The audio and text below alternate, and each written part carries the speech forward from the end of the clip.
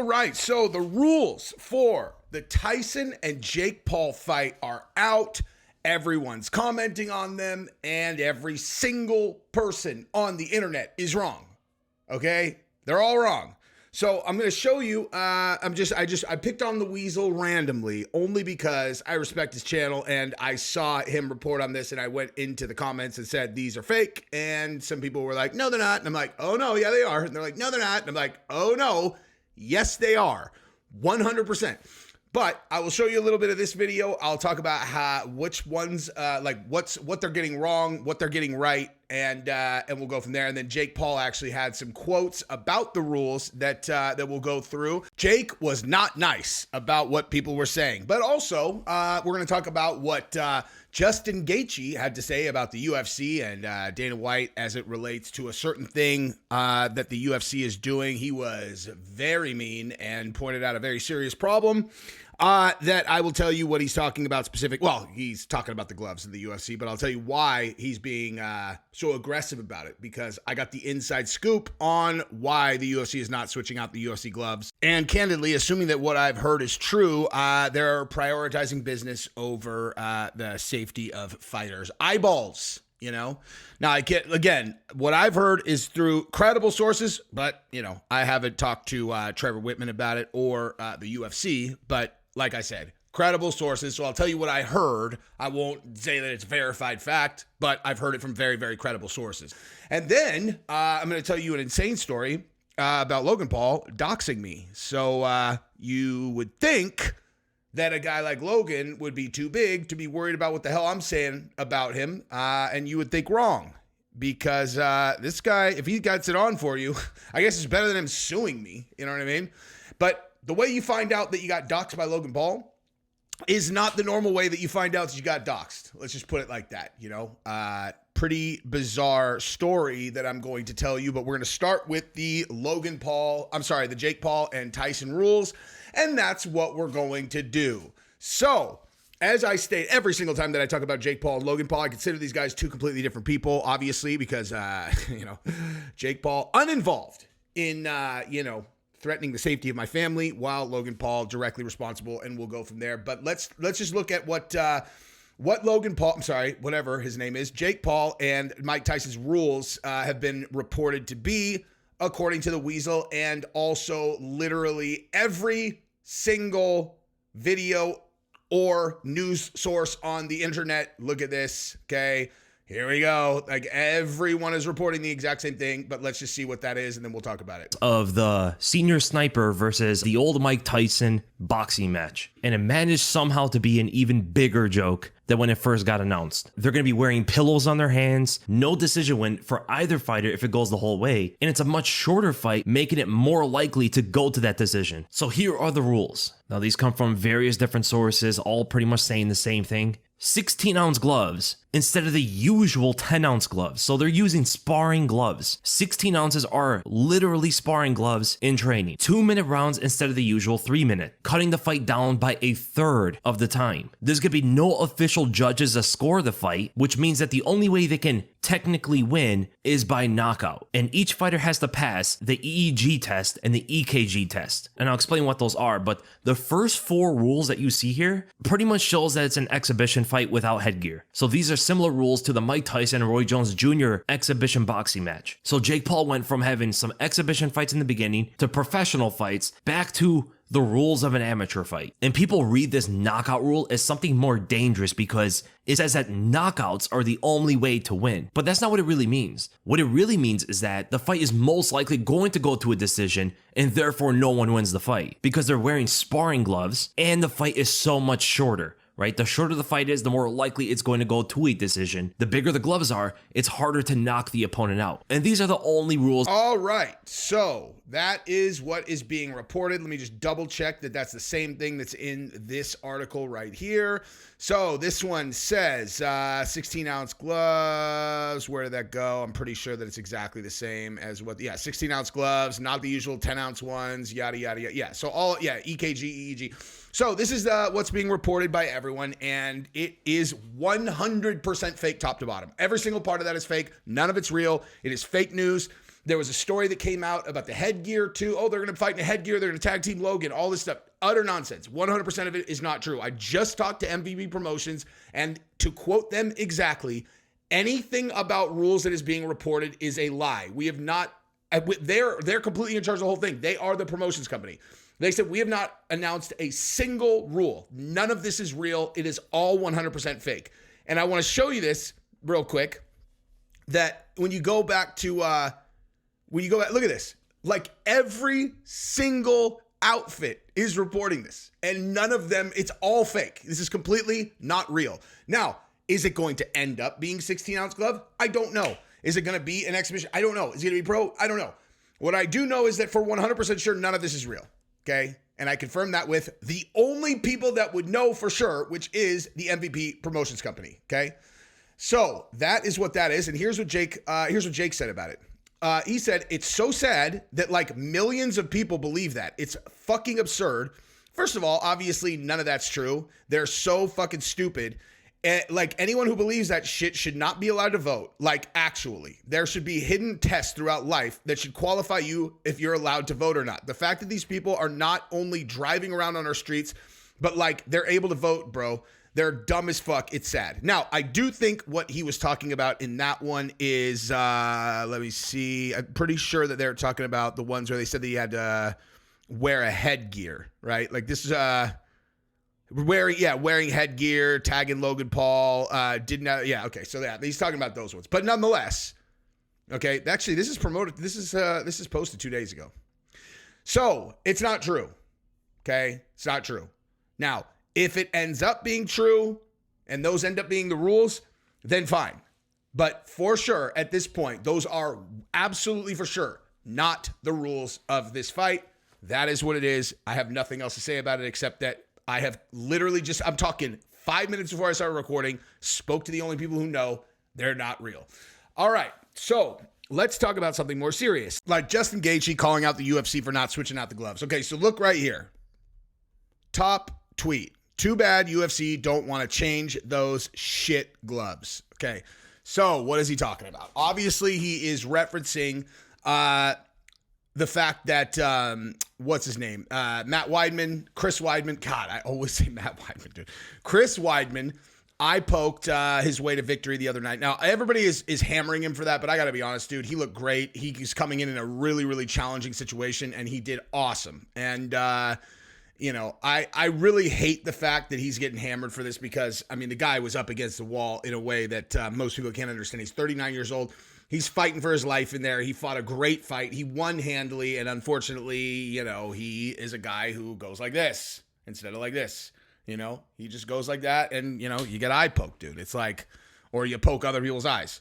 Now, the reason that Justin Gaethje is talking about this is because Trevor Whitman has designed a set of gloves, right? Most people know about these. As a matter of fact, let me pull these up.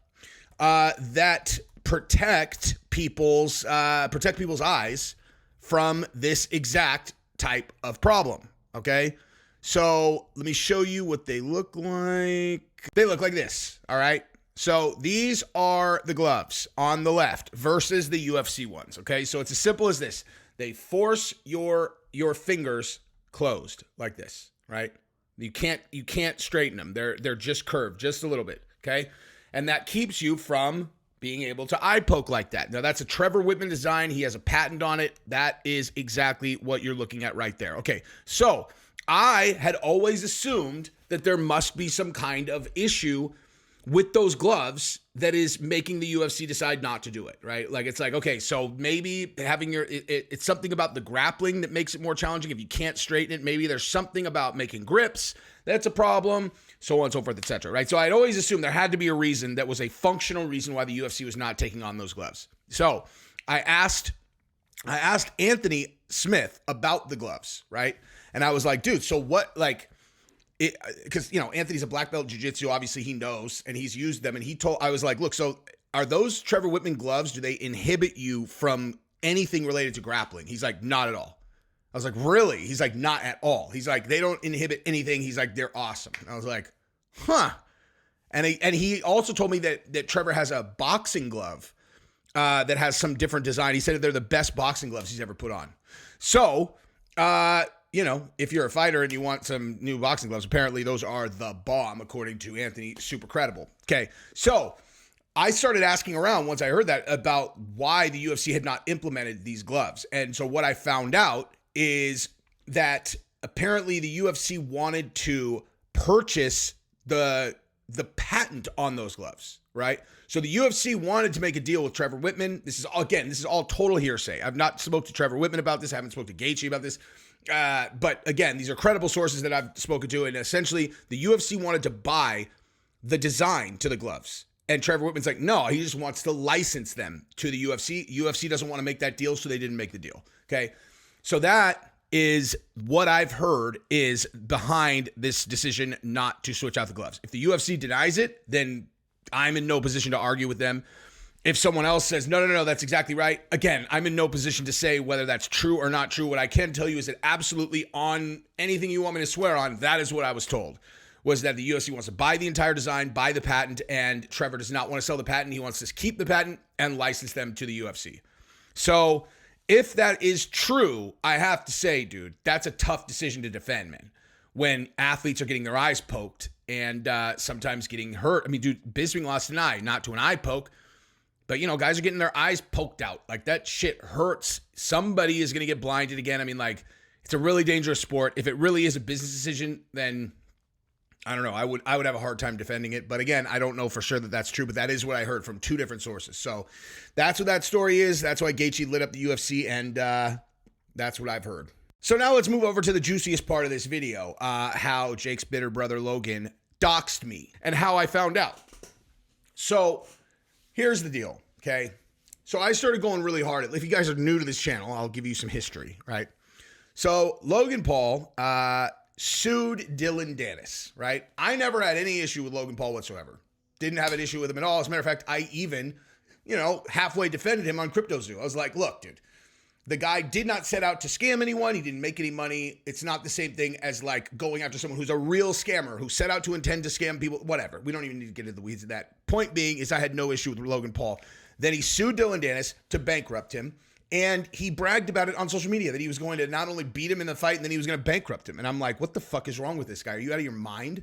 Like, are you that detached from reality that you think that fucking bankrupting a fighter is no big deal? So, yeah, I hammered him. And I continue to hammer him because the lawsuit's still active. It's ridiculous. It's like, it's sociopathic. It's insane, dude. You're a billionaire. You're running around the world with your girl.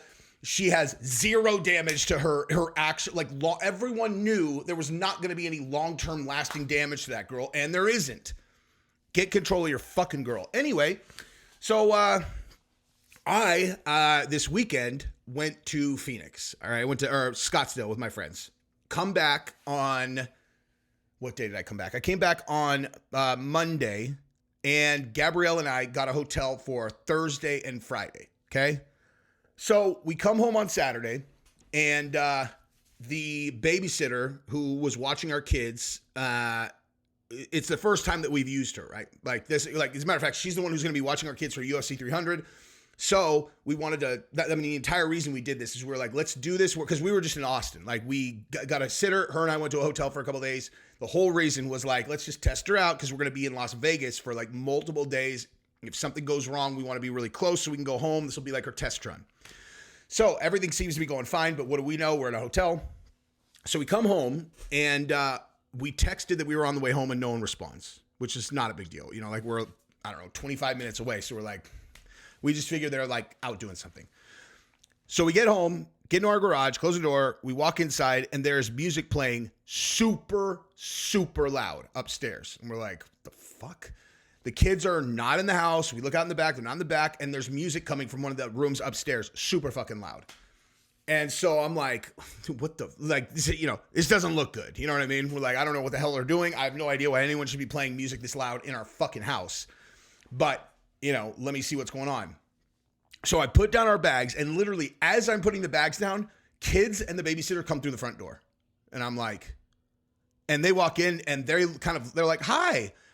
And they're looking at us kind of weird, and we're looking at that. We're like, hey, you guys, what's up? And we're like, why did you guys leave the music on so loud upstairs? And they look at us kind of sideways. They're like, we didn't do that. And we're like, what do you mean? And they're like, we didn't do that. We're like, we literally just walked in. you're telling us that you didn't put the music on? And they're like, no. So I look at Gabrielle. I'm like, you guys get out of here. Like, how long have you guys been gone for? Right? Because they had been out riding, they were out on scooters. She was riding a bike. My kids were riding scooters, whatever. I'm like, how long have you guys been gone for? And they're like, we've been gone for an hour. And I'm like, okay, everybody get the fuck out of the house. So I send them out. Now, who knows? This could be like some, alarm clock that like Giselle left or whatever that went off and is running really loud. So, so I send them outside. I go into so I had a piece on me because I just walked in and I always carry, so I still had it on me, but I was like, I don't know. It's like, I have like a Glock 43 on my waist, which is not a high capacity magazine. I'm actually legitimately a little bit afraid because that's like, what the fuck is going on? So I go into my room, I grab a much bigger gun, and I start going upstairs. I send everybody outside. So I go up the stairs. I see that it's coming from my younger daughter's room, doors closed, and I cannot exaggerate to you guys how loud this fucking music was, dude. Like, this was loud, really, really loud. That's why I was sending people outside, because no one would have ever set the music this loud, right? So first I cleared the other rooms, right? Because like maybe this is some kind of distraction. You turn on the music really loud in one room, and like, I didn't even think of it until until I got upstairs, and my studio door's open. So I'm like, maybe this is a decoy, get me to go that way, and then they're gonna sneak behind me. So I cleared each room as I passed them. Clear my studio, clear behind my set, I cleared everything. And I'm like, okay, this is like, so I go into, and there's 1, 2, 3, 4, 5 rooms upstairs. So I clear all 4, and then I'm going to go into the last room. And so I open the door. It's loud as fuck. The door to the, there's no one visible, and the door to the closet is like half open. I'm like, okay, so I think I'm probably safe. I go clear the closet. There's no one there. Then I look on the bed, and there's a fucking box on the bed. Okay, it looks like a gift, right? But it's not wrapped, but it has a bow on it that you can just take the top off. So there's like a heart-shaped card on it that says Jesse on fire, okay? At this point, I realize someone's been in our house, right? Like, someone's been in our house. So at that point, I put the box down and I run downstairs and I clear all the rooms downstairs because I hadn't done that. Like, you know what I mean? Like, I assumed whoever's there is in the room that has the sound coming from it. And I only thought to clear the other rooms when I got upstairs. So I go downstairs, I clear every single part of this house. Gabrielle's texting me. She's like, is everything cool? And I'm like, no, stay outside. So I clear the other rooms. There's no one there. So I'm like, I obviously turned the music off when I was upstairs the first time. So then I texted Gabrielle. I'm like, there's no one here. You can come in. She's like, all right. So I bring the box down, right? And it says Jesse on fire on it. And I'm like, I don't know what to do with this. She's like, what do you think is in it? I'm like, you know what? Actually, go back outside. Because then I'm like, I don't think there's going to be a bomb in it or whatever, but like, you know what I mean? What would you do? Like, someone has been in the whole reason that they left the music on is to let me know they were in my house, right? Because if there's just a box there, you know what I mean? Maybe one of the kids brought it in, whatever. No one's going to leave that music on. It was clearly a message to let me know they had been in my house when I wasn't there. So, and who knows how long they were staking my house out for. So I send everybody out. I'm like, it's probably nothing. It's probably safe. It's, whatever, but everybody get out. So everybody gets out of the house again. So I take the top off of the box, and inside it is another box. On that box is a note written on the top of the box that says, I've loved all of your coverage, LP. And I'm like, LP? And I'm like, Logan Paul? I don't understand. This it can't be Logan, dude. So I open that box, and inside of that is a Russian doll. Do you guys know what a Russian doll is? Okay, so Russian dolls are, as a matter of fact, I'll show you. Okay, so Russian doll looks like this, right? You guys have all seen these, dude. You open one, there's another one inside it. You open that one, there's another one inside it. You open that one, there's another one inside it. And so, each Russian doll that I open, and there's another one in it, I'm expecting that to be the last one, and whatever's going to be in these dolls is going to be in the last one, okay? So I don't remember exactly how many are in this one, but I opened that one. I'm scared, dude. Like, I will completely acknowledge I'm scared. I don't want to be a weirdo and call the cops, so have them send over, like, because if I send the cops, like, they're not going to send a bomb squad. You know what I mean? So it's just going to be someone else that's going to open it. And so I'm doing this myself. Open that one, look that one, open that one, open that one, open that one. And now I'm down to one that's like this big, dude. Literally this big. So I'm like, awesome joke, guys. You know, you really got me. You give me a box with a Russian doll in it, and I'm just going to open them. So I'm assuming I'm just going to open this. It's going to be one last doll, and that's going to be the end of it. So I go, I've now lost my fear. I open it, and fucking Fabia jumped out of it and said, "Fuck you, Jesse on Fire. Logan Paul sent me." April Fools, bitches. But the thing about the rules is real. The rules are completely fake. So April Fools, I love you guys. Fuck you, Fabia, and fuck you, Logan Paul. Jake, I got your back on the fake rules, and that's what we got. I love you guys. Bye.